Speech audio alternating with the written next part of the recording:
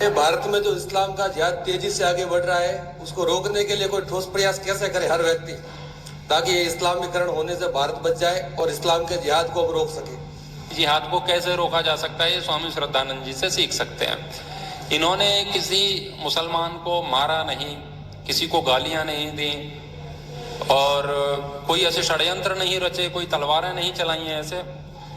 इन्होंने उनको धर्म दिया है, इन्होंने उनको बताया कि वास्तविक धर्म क्या है। जिन लोगों को जबरदस्ती इस्लाम स्वीकार करवाया गया था, उनको इन्होंने अनुभव करवाया कि तुम वास्तव में मुसलमान हो ही नहीं। वैसे तो देखा जाए कि कोई भी मुसलमान नहीं है कहीं पर भी। हम कहते हैं अरब वाले असली हैं, वो भी नकली हैं, असली तो होता ही नहीं है। क्या होता है मुसलमान?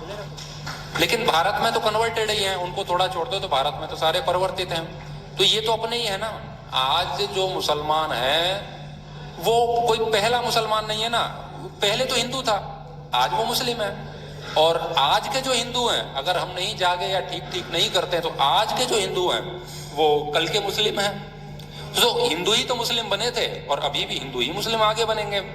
वो थोड़े आए थे इतने करोड़ों की संख्या में, यहाँ पर यही पैदा होते जा रहे हैं, कन्वर्ट होते जा रहे हैं और जनसंख्या बढ़ाते जा रहे हैं। तो इससे निपटने का उपाय क्या है? सरकारें तो इसके लिए कुछ कर नहीं सकती, मतलब कर तो सकती हैं बहुत कुछ चाहे तो, लेकिन जैसा हम सोचते हैं वैसा वो नहीं कर सकती हैं।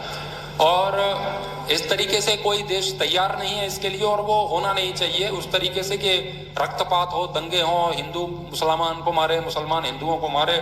उसमें तो नुकसान प्रजा का ही होना, व्यक्ति का होना है, आम रूप से बहुत हिंसा होनी है।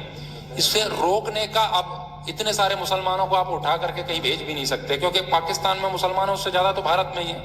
आप कहाँ पहुंचाओगे उनको? बांग्लादेश में उनको खाना नहीं मिल रहा है, इसीलिए वो इधर आ रहे हैं और यहाँ पर अपनी व्यवस्था जमा रहे हैं। तो आप उनको बाहर कर देंगे कहीं? ऐसा हो नहीं सकता। भारत के टुकड़े पहले से ही 3 हो चुके हैं, वैसे तो बहुत हो गए हैं पहले से अखंड भारत में से, लेकिन अभी देखा देखी पिछले ही कुछ सालों में 3 आजादी के समय में टुकड़े हुए 2, फिर उसमें से वो कट गया, तो अभी मान लो भारत के 3 टुकड़े हो गए, 1 टुकड़ा अभी जल रहा है। तो आप उधर भी नहीं भेज सकते। तो एक उपाय क्या है? उपाय वो है जो स्वामी श्रद्धानंद जी ने किया। मुसलमानों के संपर्क में जो भी लोग हैं उन तक अपना वास्तविक धर्म पहुंचाएं कि तुम कल भी धार्मिक थे, आपके पूर्वज धार्मिक थे, किसी डर से, किसी भय से, किसी लालच से आप मुसलमान बने हुए हैं। तो उनको गौरवान्वित कराना पड़ेगा, उनको अनुभूति करानी पड़ेगी कि तुम वही हो, मेरे ही जैसे हो, बस ये टोपी किसी एक्सीडेंट के कारण से तुम्हारे सर पे आई है। तो इन्होंने इतने लाखों मुसलमानों को, जो कि पहले हिंदू ही थे, किसी कारण मुसलमान बने, उन लाखों मुसलमानों को फिर से घर वापसी करा करके और वास्तविक धर्म में उनको दीक्षित किया था। आज उनकी जो जनरेशन है उनके बारे में किसी को नहीं पता है कि इनके पूर्वज कुछ समय के लिए मुस्लिम हो गए थे। आज वो हमारे जैसे ही हिंदू हैं, क्योंकि हिंदू तो हिंदू ही है। तो लाखों लोगों को आप मार नहीं सकते, लाखों लोगों को भगा नहीं सकते, लेकिन लाखों लोगों को आप हिंदू बना सकते हैं बिना किसी हिंसा के। ये हथियार विचार का स्वामी श्रद्धानंद जी ने दिया था। यदि इस विचार को आज की सरकारें प्रमोट करती हैं, प्रोत्साहित करती हैं, आगे फैलाती हैं, इस फिलॉसफी पे, इस दर्शन पे यदि कार्य होता है समाज में, तो निश्चित रूप से जिहाद मिट जाएगा। उसके पीछे प्रेरणा रहेगी स्वामी श्रद्धानंद की। और आज मैं अन्य संगठनों में भी जाता हूँ, आरएसएस में भी जाते हैं, विश्व हिंदू परिषद में भी जाता हूँ और हिंदू जागरण मंच में भी जाता हूँ, जो भी अपने हिंदुओं के जितने भी संगठन हैं, वहां पर अभी जो संगठन के लोग हैं वो इस बात को समझ रहे हैं और स्वामी श्रद्धानंद के विचारों का प्रचार वो घर वापसी के लिए जो है उसको पूरा कर रहे हैं। और हम सबको करना है, यही एक उपाय है जिहाद से बचने का। बाकी फिर जो होगा वो तो फिर बस होगा, उसमें कौन जीतेगा, कौन हारेगा, कैसा होगा, उसकी रूपरेखा क्या है, भविष्य तो कोई नहीं जानता है कि क्या होता है।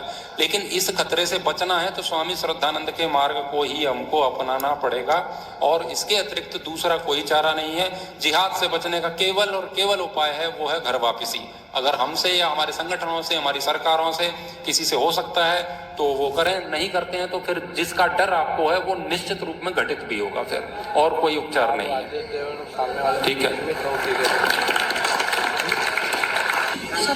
ये जितने बच्चे यहाँ से तैयार होंगे और ये सच में उस विचारधारा से जुड़ेंगे जिस विचारधारा का हम प्रचार कर रहे हैं, क्या आपको लगता है ये किसी भी प्रकार के जिहाद को स्वीकार करेंगे?